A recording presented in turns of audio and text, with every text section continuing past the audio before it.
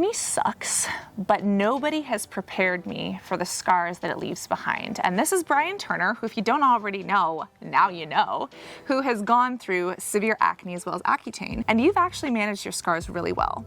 Tell me about your journey with acne and the scars that it's left behind. Yeah, my acne was so severe that people would like stop and tell me that they've never seen something like it, which feels terrible to hear when you're the one bearing it. But it left over, you know, a good amount of scarring because my acne, like I've told you before, like the cystic nodular acne that I had was like size of marbles. So of course it leaves scars. And what type of scars did you have? Because there are different scars, as we know. There are the little boxcar and ice pick ones that go in. There are keloid ones that pop out. There are rolling scars. And there are even scars that just kind of turn purple or pink and then they fade. Right. What are the scars that you ended up going through? I got super lucky because with the deepness of my cystic acne, I probably should have had a lot more ice pick. And I also, at the time, being not educated, was popping a lot of those cysts. Me! Deeply, with a lot of pressure. So there's actually a video of you popping a cyst on camera. It's very satisfying. It is. Pimple poppers, Popaholics from Sandra Lee's channel. Very satisfying, but -1, no gloves. Oh yeah. That's okay. -100, no gloves. That's okay, we tried. Gross. But so the type of scars that you have are a little bit more rolling? A lot of rolling, I would say that's the majority of it. A little bit of boxcar is what I had, and I had a lot of inflammation, like erythema that was left over.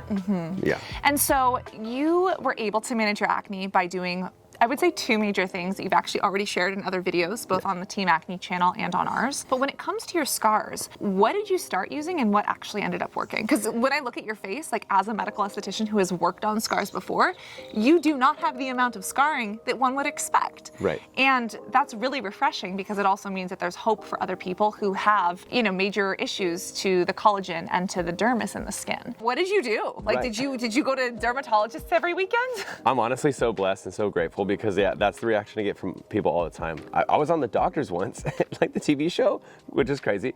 And that's literally the first thing they said when they brought me out. It was like, what? I can't even tell you ever had acne because you have no scars. So what I did, after I cleared up, I really was just so satisfied that I was able to get clear because it was such a weight on my self-conscious to have this new set of acne every day popping up. You know how that is. Oh yeah. And so for me, I was just like, exhale. I wasn't ready to do another journey yet, so I just let it be, right?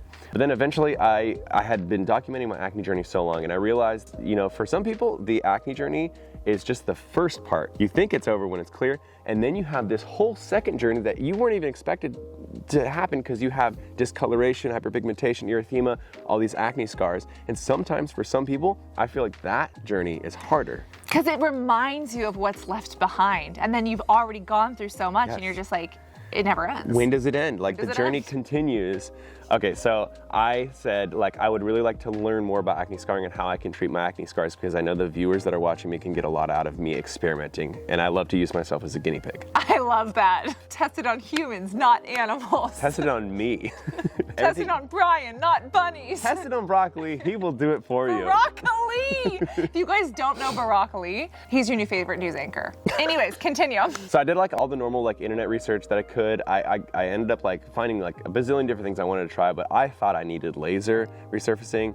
I don't know anything. I was just reading stuff. I went to now he's a really good friend of mine, Dr. Tirgari in San Diego, and he's an excellent, especially with acne, skin scarring and resurfacing and stuff. He's an expert. And so he really looked at my skin, really tried to figure out what was the best just for me. And he was like, I think laser could help, CO2 and Fraxel, all that kind of stuff could be great. He's like, but I think for you, we should try Dermapen. Oh, okay, medical microneedling, yes. Exactly. I did 3 different sessions with him.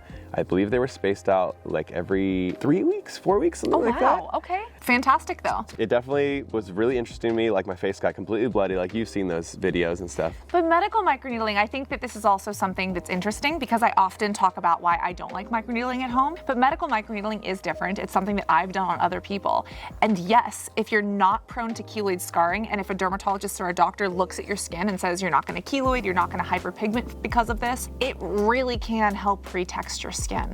And I'm so grateful that you found someone that taught you how to do that and and that it worked for you.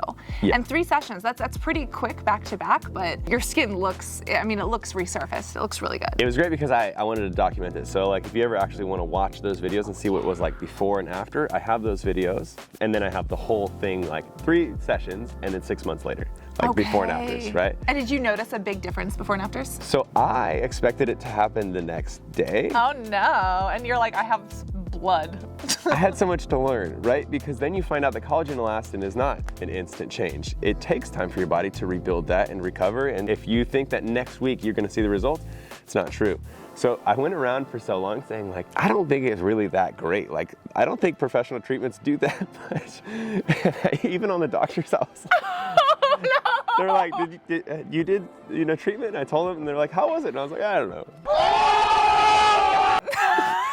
And I feel terrible. I feel terrible. That's a vibe. That's a meme. Because after, I think it was like 6 to 9 months, that's when I finally saw like the beginning results from those treatments, which just felt like a really long time ago. Collagen induction, yeah. If I was to like quantify it, it's not scientific, but if I was to say numbers, I would say it's probably about like a 25 to 30% improvement from just those 3 treatments. Wow. And then from there, again, I was like pretty freaking satisfied. Like I was like, this is awesome, but I want to see what else I can do to further it. And I also don't want to just do professional treatments because I know a lot of people, especially in the comments, were saying like, I can't afford this, so this isn't relatable to me. Expensive. It's so expensive, yeah. And I was hoping that maybe there's something I could find, like just products that over time would help. So then I started doing my research again. Alpha hydroxy acids popped up. Amazing. So glycolic acid was something that I really tried. I started doing derma stamping at home. Which I would love to talk to you about because I freak out. I'm very passionate about this. But I also think that you've been able to speak to the experts and learn sanitary procedure and precautions. So I'm very interested to learn about this from you. But glycolic acid, derma stamping, yeah. Other things as well? I would always use a vitamin C serum afterwards, like a medical grade, 99.9% pure. Okay, I've got ideas. But I'm here for the conversation, yes. Because what I learned is after derma stamping, your skin has you can have a deeper penetration, so it would be a great idea to put something that stimulates collagen, elastin regrowth. So I was like, perfect, that. Dying a little inside, but we'll talk about it. Yes, I can't wait to hear your thoughts.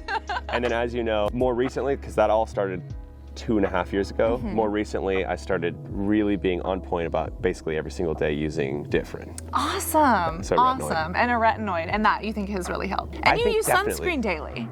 True. Yeah, I guess I don't really categorize that as like a scarring improvement thing. Just like that, for me, it helps me not to have erythema that I was dealing with before. Like it's preventative instead of like recovering. I don't know if that's true. It does. I love that the medical treatments had an impact, but you said that only got you to 30%, and your skin is looking 90%. What percentage do you think the derma stamping had, like as far as things go on your skin versus like the chemical peels and the topical products? Yeah, so I've been using those at-home products for about, I would say maybe 2 years, maybe slightly more than that now, and I would say it's like a 30 to 40% improvement. That's so like awesome. Together, I think a 60 to 70% improvement from where I started before I started anything for acne scars. Yeah. And I will say, skincare is not a sprint, it is a marathon. So there's a lot to being said. If you cannot go into a derm clinic for a chemical peel or for microneedling, being able to do something like a peel, something like glycolic acid at home, regularly over time, you're going to see better results than just doing it once. Now, let's get sassy with Cassie. No. Let's do it, let's do it. No. Let's talk about microneedling at home because I freak the fuck out about this. Yeah. Again, love Kourtney Kardashian, love Poosh, whatever you think. There are people at home that are gonna derma roll their face. They're gonna take their freshly sanitized thing, run it under water, and wipe it on a towel. And there are so many things that can go wrong with at-home derma stamping and microneedling that I am a very big advocate that you need to do it in clinic, except if your clinician has looked at your skin, told you what you can do at home, and if you literally go to them, you say, I'm gonna fucking do this, help me like not get a staph infection, right? Make sure this is not impetigo or a staph infection, make sure it is actually acne, make sure you're not going to keloid. That practitioner can take you through making sure that you are sterilizing, sanitizing things properly, doing things correctly, and using the right care follow-up. So I would love to know from you, did you just buy something off of Alibaba? Did you go with a different brand? What did you look for? And did you sanitize things? Did you just like throw it on the countertop, getting a little moldy? Tell me honestly. Yeah, so to be honest, Love the again, honesty. I wasn't an expert at that's okay. skincare and didn't really like understand a lot of this stuff, so I was just going in trying to do anything. So yeah, as I did things incorrectly on camera, people would roast the hell out of me. Oh no! And one of the things that you're just gonna be like, chalkboard nails. I would put the serum on my face by touching it to my face and put it back in the bottle. Obviously, we know that's a bacteria breeding ground. Well, if it doesn't have preservatives, yeah. That's why we love preservatives, because they preserve things. But when you do this, you break down the preservatives. Yeah, it doesn't have But preservatives. hey, I did it too. I have videos of me just like swiping. Just smearing it. Nobody taught me. And you don't know until you learn, right? Well, the commenters do. The commenters do. And so quickly changed my habits, which is the benefit of doing things on camera. That's good. But the derma stamping, and I love that you derma stamped instead of rolled because the stamping is better. Yeah. And I will say, if you're looking for a guide to microneedling at home, Dr. Davin Lim in Australia, an absolute expert, he's also spoken about acne. He teaches people how to do it at home in a safe way. And I will say, if you cannot afford it, you want to make sure that you're not going to keloid. You want to make sure you're not going to make it worse. Yes. Get it done at least once by a professional, which you did, and then literally tell them, hey, I'm doing this. How can I not f up my face? And if you have the means and the ability, please get it done professionally. Get like Cutera with secret, medical microneedling.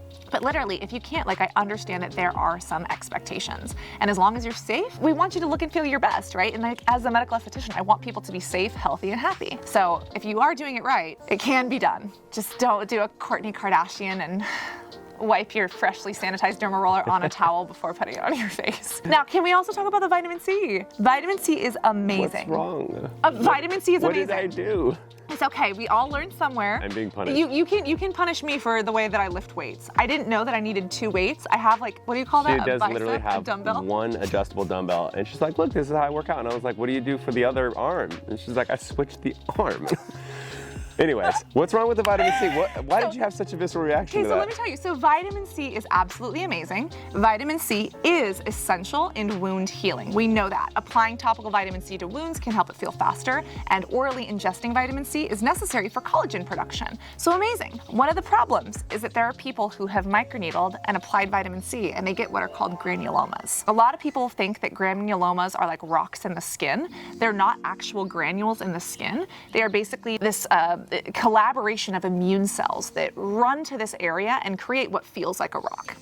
And unfortunately, for people who apply vitamin C to open wounds, such as right after medical microneedling, it unfortunately can trigger granulomas in some people. And it is advised that you don't do that until the wound has healed and scabbed over. Once it's scabbed, hyaluronic acid, vitamin C, amazing. But putting anything on to a freshly open wound, we want products to penetrate into the skin, but penetrating through an open wound where you have inflammation is very different than penetrating through open pores. And when you say open wound, you would still classify a derma stamp as an open wound. It is, and the reason why is because anything that penetrates through the epidermis, the top layers, Yes. into the bottom layers, is technically a wound or a fissure. So whether I'm cutting the skin, lancing the skin, that's why if you come into the ER and you have stitches in a wound, Yeah. we're gonna put Vaseline on some things, or we're just gonna put a silicone sheet.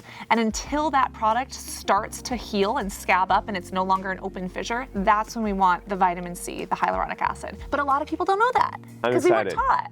I'm excited. Okay, take a look at my face right now because I have blackheads, but I also do have, I'm not sure what they are. I don't know if it's I don't know what it is. Your face looks great. What do you mean? But What do you right looking here at? on the brow line, there's blackheads that are clearly blackheads. I see them. And then there are just some bumps that I'm are they I forget the names, filaments? Milia? Okay. Filaments. So I have filaments right here. Can you see them on my nose? Yeah. They're not blackheads, but they look like they could be blackheads. But those is this are sebaceous filaments. Those don't look like sebaceous filaments. I see a few blackheads. I wonder if those are either pimples that are under the skin or even a little bit of milia.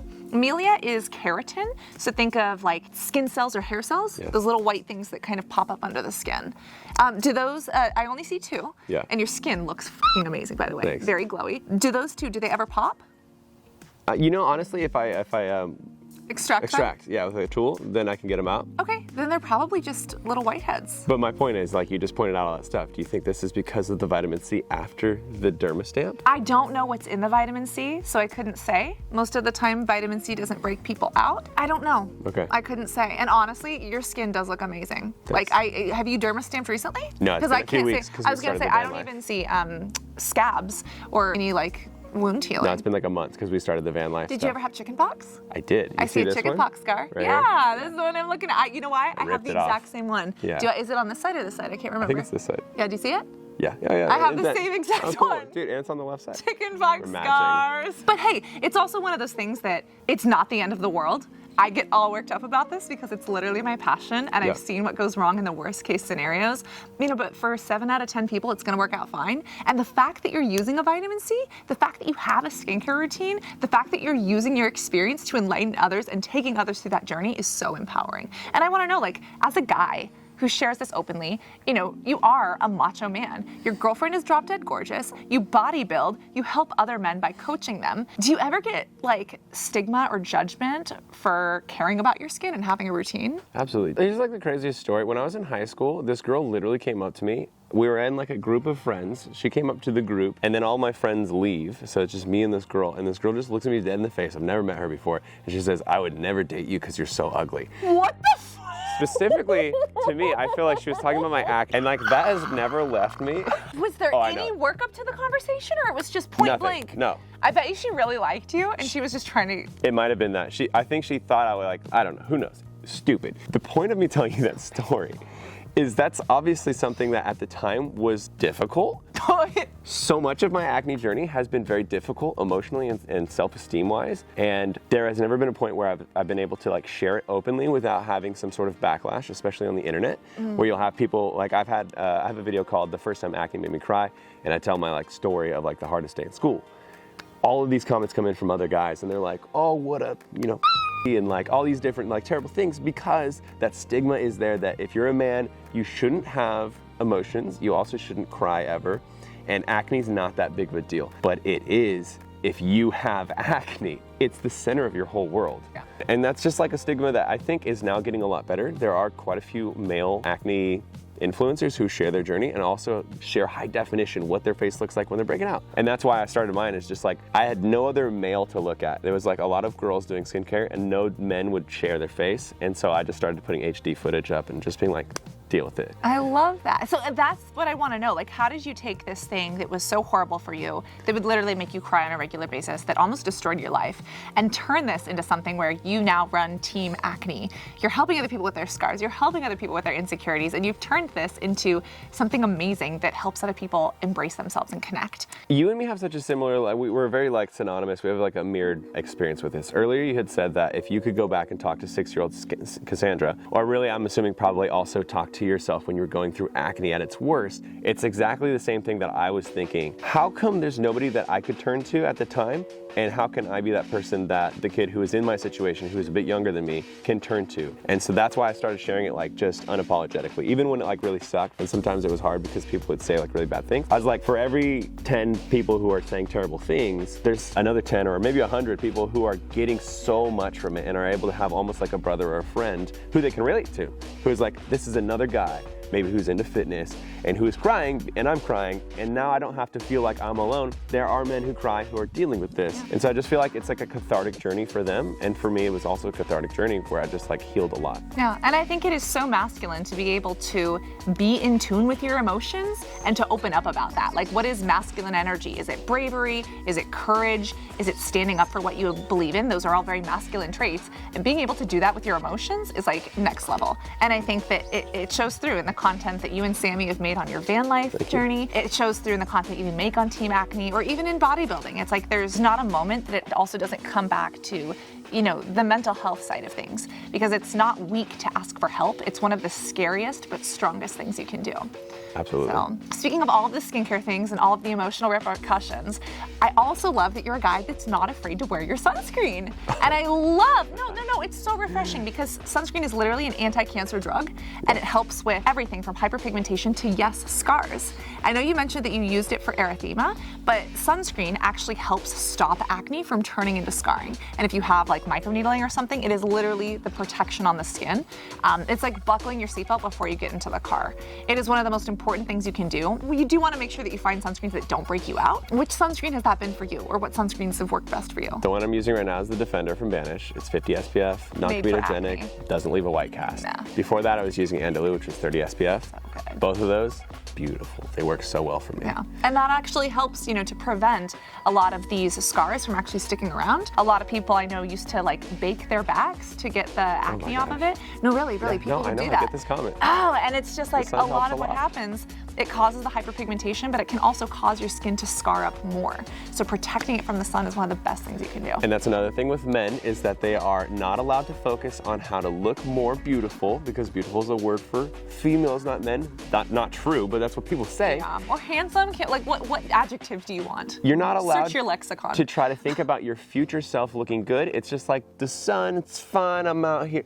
Why shouldn't you try to anti-age and look the best you can when you're 40, 50, 60? Life isn't over when you get older. It just gets better. Yeah. And so why not take care of the vehicle that you operate from? I love that. Aging is a privilege. Like, not everybody gets to do it, right? Yeah. And like me, I'm losing parts of my hair. I was telling him about my eye restore helmet, all those things. And it's like, you know what? We are allowed to look and feel our best at any age. It is not shameful to want to try to improve our bodies or be guinea pigs in different ways. Yeah. And especially for men, like, I think that social media and people like you have helped open up that conversation so much. And it's just so important that people hear and see that representation, because that's what truly changes things. And you on social media, every time you like something, every time you double tap, you're literally voting. You are voting with your likes. Think about how powerful that is. So make sure that your social media feeds and the things that you're consuming are curated and emotionally feeding you and building you up, instead of, you know, making you compare yourself to some Victoria's Secret model and breaking you down. I agree. What's the male equivalent of a Victoria's Secret model? The Like- chaplain guys? Who are those guys that dance? What? What do you call those? Chaplains? Like the dudes with the mustache and the top hat that dance around to old-timey music? No, like the guys in Vegas. Oh, Chippendale. That one! That's probably Leave it about to the right. lesbian to not know.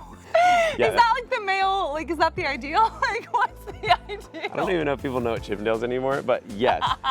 Jacked guy, super ripped, on a little bit of steroids, and then you think you can do it, but you can't because they're on steroids and you're not. That's exactly the problem with, Don't like, the compare male. yourself to Chippendales or Victoria's Secret models. Yeah. Compare yourself to your previous you, because that is the only thing that you should be judging. Yeah, upgrade yourself. Also, make sure that you double tap and like TeamAcne and Brian Turner, as well as him and Sammy's journey on their van life. If you would like, I will leave all of the comments in the description below. And always remember to stay hydrated, both orally and topically. Reapply what? Sunblock. Sunscreen, your SPF, your BFF, and always be beYoutiful where?